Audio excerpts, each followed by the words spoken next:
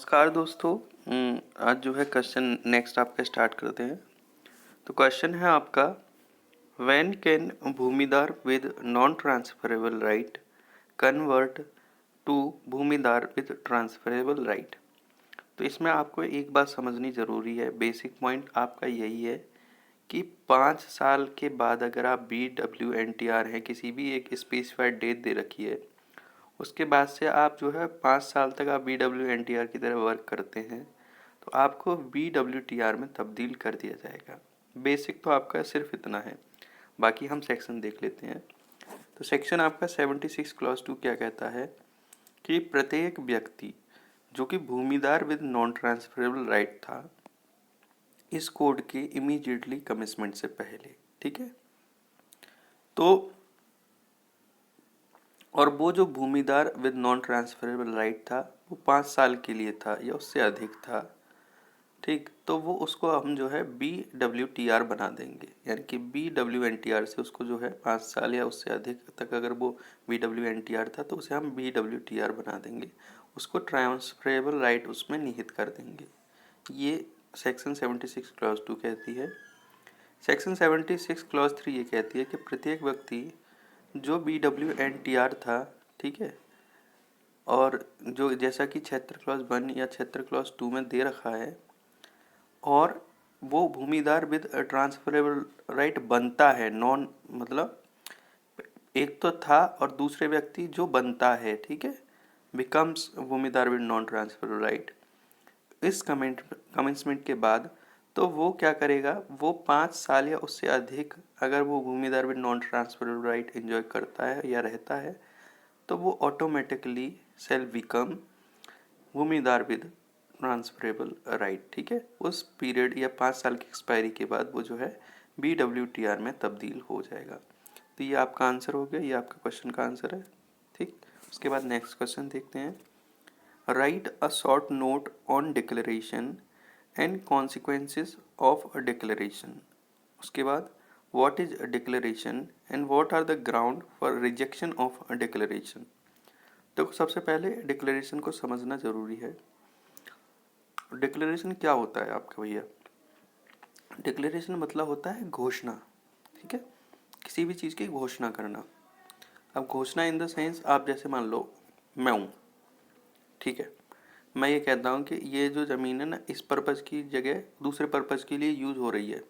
मान लो मैंने agriculture purpose के लिए लेट आउट करी है कोई ज़मीन, तो वो मैं कृषि की पर्पज़ की के बजाय उसको जो है कॉमर्शियल पर्पज़ के लिए यूज़ कर रहा हूँ, वाणिज्यिक पर्पज़ के लिए यूज़ कर रहा हूँ, या उसको जो है औद्योगिक पर्पज़ के लिए यूज़ कर रहा हूँ, या उसको जो है आवासीय पर्पज़ के लिए यूज़ कर रहा हूँ, आवासीय उद्देश्य के लिए यूज़ कर रहा हूँ। तो ऐसी चीज़ों को हमें जो है बताना ज़रूरी होता है, क्योंकि आपका जो है खतौनी में आप जो है इस हिसाब से चेंजिंग लाई जाएंगी कि डिक्लेयर किया जाएगा अब जो है इनकी ज़मीन जो है फलाने सर की ज़मीन जो है ऐसे ऐसे करके यूज़ हो रही है, तो ये आपको बताना पड़ेगा भैया।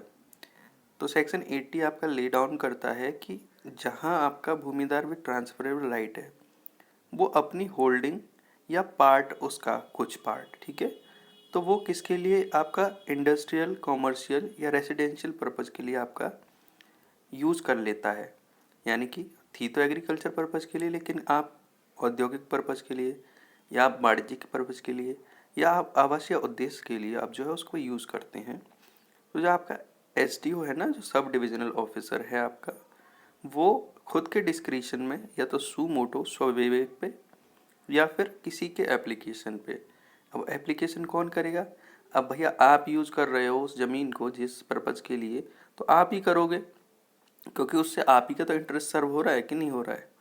तो इसलिए फिर जो है वो जो है आप जो है डिक्लेरेशन के लिए आप एप्लीकेशन भी दायर कर सकते हैं। तो डिक्लेरेशन के लिए आप जब एप्लीकेशन दायर करेंगे तो उसमें ये मेंशन करेंगे कि हम जो है लैंड इस पर्पज़ के लिए यूज़ कर रहे हैं, ठीक है, जो कि आपका एग्रीकल्चर पर्पज़ नहीं है। सही है, ऐसा आप लिखोगे। फिर उसके बाद जो सब डिविजनल ऑफिसर है 45 दिन के अंतर्गत उस एप्लीकेशन पे आपका डिसीजन लेगा, ठीक है। और 45 कौन से होंगे? 45 नॉर्मल डेज नहीं होंगे, 45 वर्किंग डेज होंगे, ठीक है। और 45 वर्किंग डेज कौन से डेट से होंगे? एप्लीकेशन की डेट से, ठीक है भैया।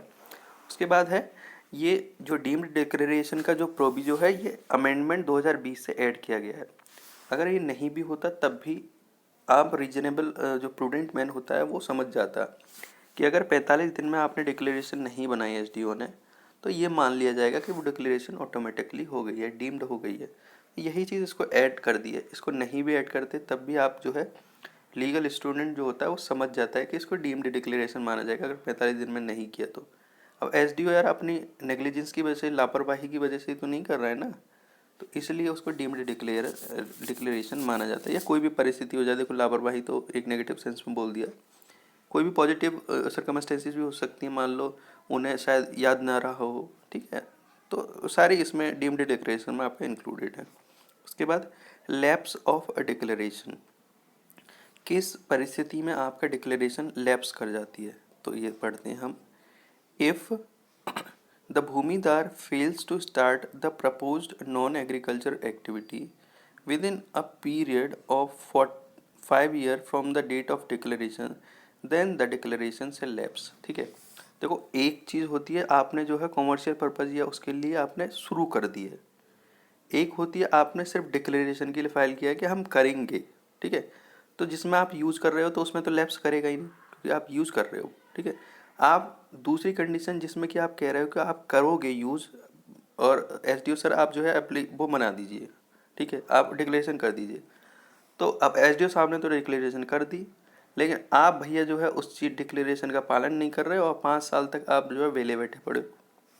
ठीक है, उस पर्पज़ के लिए काम ही नहीं कर रहे हो, तो डिक्लेरेशन ऑटोमेटिकली आपका लैप्स हो जाएगी आफ्टर 5 ईयर्स। ठीक है, पहले केस में क्या होगा, जिसमें आप करने लगे हो उसमें तो लैप्स होगी नहीं। दूसरे केस में जिसमें आप सिर्फ डिक्लेरेशन करवाते हो बट पर्पज़ के लिए यूज़ नहीं करते हो, और for the 5 year it remains vacant, और वो उस पर्पज़ के लिए यूज़ नहीं होती है जिसके लिए आपने डिक्लेरेशन बनवाई है, तो आपका जो है क्या कहते हैं, डिक्लेरेशन आपका लैप्स कर जाएगी। तो ये आपका जो है क्वेश्चन का इसका आंसर हो गया। उसके बाद सॉरी, ये तो आपका, उसके बाद आपका है मेंटेनेबिलिटी ऑफ एप्लीकेशन। ये इसी क्वेश्चंस में चले आ रहे हैं हम लोग। मेंटेनेबिलिटी ऑफ एप्लीकेशन, एप्लीकेशन को आप जो है मेंटेन कैसे करेंगे, उसके जो है मेंटेनेबिलिटी क्या है। तो सेक्शन 80 क्लॉज 4 कहता है कि इन केस ऑफ को भूमिदार, मान लो 2 भूमिदार हैं एक ही ज़मीन के, has undivided interest in the holding, उनका जो है इंटरेस्ट आपका ने जो है विभाजित नहीं किया है, अविभाजित है उनका इंटरेस्ट। ठीक है, तो then the application has to be made by all co bhumidars in order to be maintainable.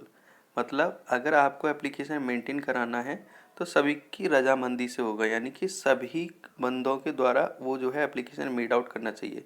Made out ये नहीं है कि भैया आप 50 एप्लीकेशन आ रहे हैं, 50 भूमिदार हैं, तो ऐसे नहीं होगा। आप जो है उसमें मतलब जो एसडीओ साहब है उन्हें ये दिख जाए कि हाँ इसकी बंदे की जो है फ्री कंसेंट ली गई है और ये भी इस चीज़ को डिक्लेयर कराना चाह रहा है। ठीक है, तो ये मतलब होता है। ठीक, मतलब आप रिप्रेजेंटेटिव कैरेक्टर में भी आप शो कर सकते हैं उसको। उसके बाद in case only one of co bhumidar wants to get a declaration for his share in the land with joint interest, then such an application shall be entertained only after respective share of co-bhumidar in the land have been divided in accordance with the provision of law। अब जो है भैया x है और एक Y है। ठीक है, अब एक्स चाहता है कि भैया मैं जो है मतलब एक ही ये को भूमिदार हैं दोनों, एक्स एंड वाई एक ही भूमि पर। अब एक्स चाहता है कि मैं जो है अलग होना चाहता हूँ और मैं जो है डिक्लेरेशन बनवाना चाहता हूँ। ठीक है, मैं किसी और पर्पज़ के लिए यूज़ करना चाह रहा हूँ। तो आप किसी भी पर्पज़ के लिए अगर यूज़ करना चाह रहे हो तो पहले आप अपनी ज़मीन डिवाइड करिए। ठीक है, सबसे पहला काम आपका ये है कि आप जो है अपनी ज़मीन डिवाइड करिए और आप अपने इंटरेस्ट सवेयर करिए, अलग अलग आप इंटरेस्ट बनाइए, उसके बाद आप आइए, तब आपकी डिक्लेरेशन बनाई जाएगी। ठीक, तो ये इसमें जो है दायित्व जो कोई भूमिदार जो एप्लीकेशन बनाना चाहता है उसके ऊपर ये दायित्व है कि पहले आप डिवीज़न के लिए फाइल कीजिए। उसके बाद आपका अगर डिवीज़न हो जाता है इंटरेस्ट का, या आप अपनी रजामंदी से आप डिवीज़न कर लेते हैं, ठीक है, मतलब रिटन फॉर्म में या किसी भी फॉर्म में जिसमें आप दिखा सको कि आपका डिवीज़न हो गया है, तो उसके बाद ही आप जो है डिक्लेरेशन के लिए आप आ सकते हो अकेले। ठीक है, तो ये इसमें बोला गया है। उसके बाद ground for rejection of application of a declaration, तो जो एप्लीकेशन फॉर डिक्लेरेशन है उसके रिजेक्शंस के क्या क्या ग्राउंड होते हैं। तो आपके सेक्शन 80 क्लॉज 7 में प्रोवाइड होता है कि हर एक declaration, no declaration under this section shall be made by sub divisional officer. हर एक डिक्लेरेशन जो है आपका सब डिविजनल ऑफिसर के द्वारा नहीं बनाई जाएगी। कब नहीं बनाई जाएगी? इफ़ ही इज सेटिस्फाइड, अगर वो संतुष्ट हो जाता है कि the land is to be used for purpose which is likely to cause a public nuisance or to affect adversely the public order, public health, safety, convenience or against uses proposed in the master plan। अब देखो ये चीज़ आपको sentence तो समझ में आ ही जाएगा, लेकिन इसका ब्रॉडर पर्सपेक्टिव में आपको समझाता हूँ। जब भी कभी भी कोई भी चीज़ होती है ना गांव से रिलेटेड होती है तो उनका एक मास्टर प्लान बनता है। ठीक है, master plan in the sense होता है कि किसी भी गांव के हिसाब से एक मास्टर प्लान हो जाता है कि यहाँ ये चीज़ होनी चाहिए, यहाँ ये चीज़ होनी चाहिए, एक रफ मास्टर प्लान होता है। ठीक है, अब रफ मास्टर प्लान के हिसाब से आप मान लो कोई इंडस्ट्री खोलना चाहते हो बीच उसमें। ठीक है, किस में, मतलब देखो ये तो एग्रीकल्चर वाली बात हो गई, गांव में तो आपका आबादी साइट होती है, तो उससे अलग हटके हम बात कर रहे हैं कि क्या कहते हैं, जहाँ आपके विलेजेस हैं। ठीक है, मतलब वो सॉरी फील्ड्स हैं, आपके खेत वगैरह हैं। तो खेत वगैरह में आप जो है अब ऐसा तो नहीं है कि गांव के बीच में खेत नहीं होते हैं, कभी कभी गांव के बीच में भी होते हैं, साइड बाय साइड भी होते हैं, तो हर एक तरीके के गांव होते हैं। तो आप जो है मान लो वहाँ आप इंडस्ट्री खोलना चाह रहे हो। अब वो इंडस्ट्री जो है आपका पब्लिक एट लार्ज को अफेक्ट करेगी या पब्लिक न्यूसेंस क्रिएट करेगी, और मास्टर प्लान के अकॉर्डिंग है नहीं। ठीक है, मास्टर प्लान आपका ऐसे रफ एरिया में उसमें ऐसा है ही नहीं कि ये इंडस्ट्री होनी चाहिए। ठीक है, और ये industry would affect the whole the area. ठीक है, तो उस सेंस में आपका जो है एसडीओ डिक्लेरेशन नहीं बनाएगा, मना कर देगा कि भैया हम डिक्लेरेशन नहीं बना रहे आपके, हम घोषणा नहीं कर रहे, क्योंकि ये सब public at large would affected. ठीक, उसके बाद कॉन्सिक्वेंसेज ऑफ द डिक्लेरेशन, यानी कि जो डिक्लेरेशन की होती हैं वो कॉन्सिक्वेंसेज क्या क्या होती हैं। तो सेक्शन 81 आपका ले डाउन करता है कि जहाँ भी डिक्लेरेशन आपका सेक्शन 80 में बनाई गई है तो उसकी फॉलोइंग कॉन्सिक्वेंसेज होंगी। ठीक है, होल्डिंग के रिस्पेक्ट में या और पार्ट के रिस्पेक्ट में जिसमें कि ये होती हैं। तो ऑल रिस्ट्रिक्शंस इम्पोज्ड बाय और under this chapter in respect of transfer of land shall cease to apply to the भूमिदार with transferable right। तो वो सारी रिस्ट्रिक्शंस जो कि इम्पोज की गई हैं या इस चैप्टर के अंदर इम्पोज की गई हैं, ठीक है, ट्रांसफ़र ऑफ लैंड से रिलेटेड, तो वो सीज कर जाएंगी अप्लाई करने में भूमिदार विद ट्रांसफरेबल राइट्स में। ठीक है, मतलब जो भूमिदार विद ट्रांसफर BWT है आर है ना, तो उन पर जो भी रिस्ट्रिक्शंस आपकी इम्पोज की गई हैं इस चैप्टर के द्वारा या इस चैप्टर के अंडर, ठीक है, तो वो आपका सीज कर जाएंगी। ठीक, मतलब वो ट्रांसफ़र कर सकते थे लेकिन अब वो ट्रांसफ़र नहीं करेंगे। ठीक है भैया, उसके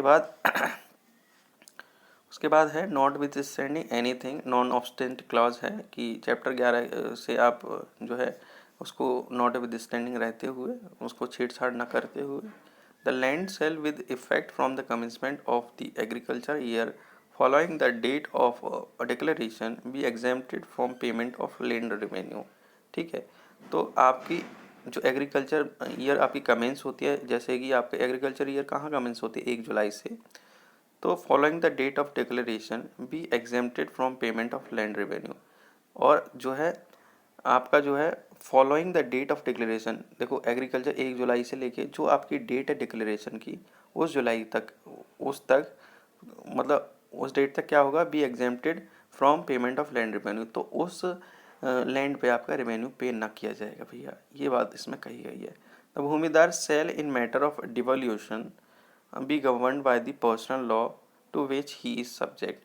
तो डिवोल्यूशन के केस में आपके पर्सनल लॉ से डील होगा, ना कि आपका यूपी लैंड कोड से। ये इसमें भैया सेविंग्स दे रखी है। तो ये आपका यहाँ क्वेश्चन कंप्लीट होता है। धन्यवाद।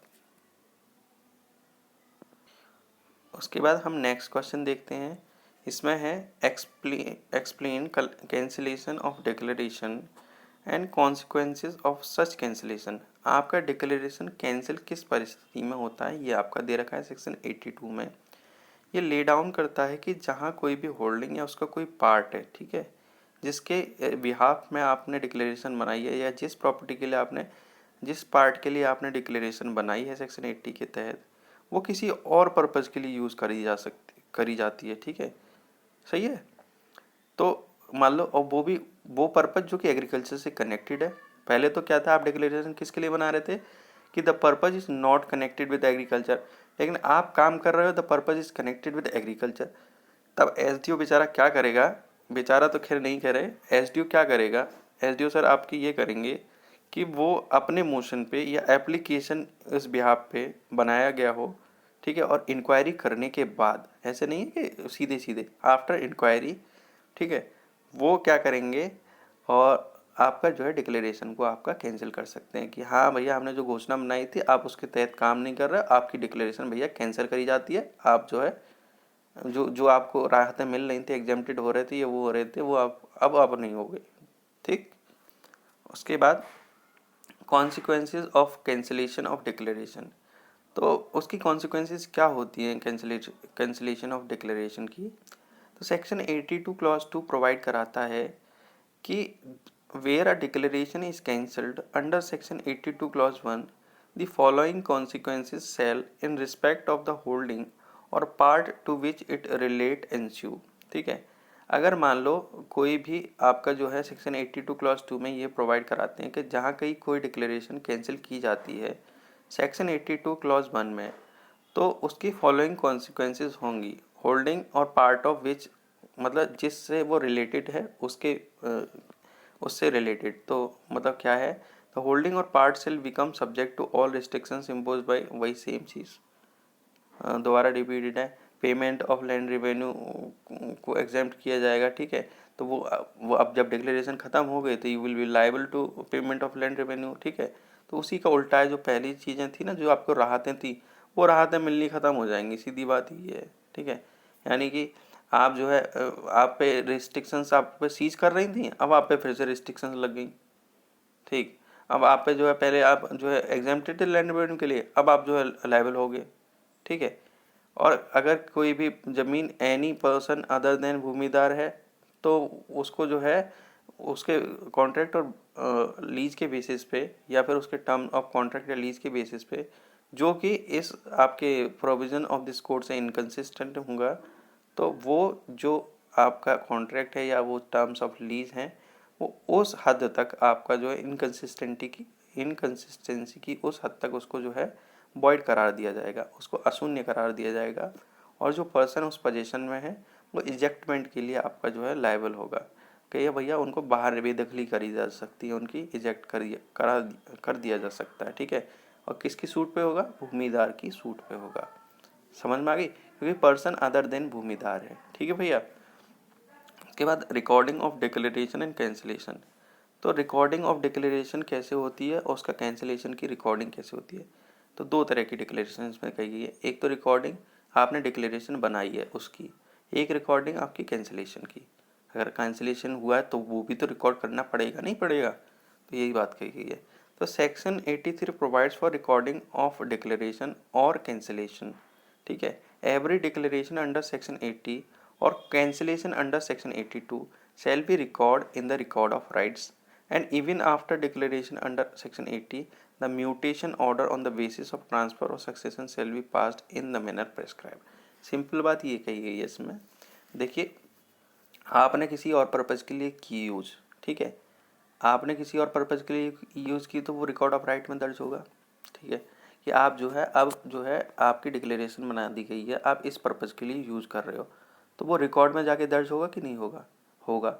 अब आपकी जगह आपका बच्चा काम कर रहा है, म्यूटेशन हो रहा है, तो उसका नाम दर्ज हो जाएगा, ये भी रिकॉर्ड ऑफ राइट में दर्ज होता है कि नहीं होता है। ठीक, तो ये भी होगा। अब आपका बच्चा जो है, मान लो आप तो उस पर्पज़ के लिए काम कर रहे थे, लेकिन आपका बच्चा उस पर्पज़ के बजाय दूसरे पर्पज़ के लिए काम करने लगा, तो वहाँ भी कैंसिल होगा और उसी हिसाब से म्यूटेशन भी हो जाएगा। ठीक है, म्यूटेशन तो आपका पहले ही हो गया था, उसी हिसाब से आपके चेंजेस अकॉर्ड कर दिए जाएंगे।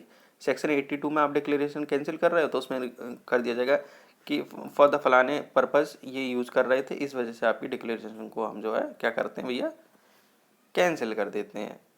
तो ये आपका सिंपली आपका पूरा हो गया सेक्शन। तो यहाँ आपका ख़त्म होती है वीडियो। नेक्स्ट वीडियो आपका जो है नेक्स्ट क्वेश्चन आपका नेक्स्ट वीडियो में कराएंगे। धन्यवाद।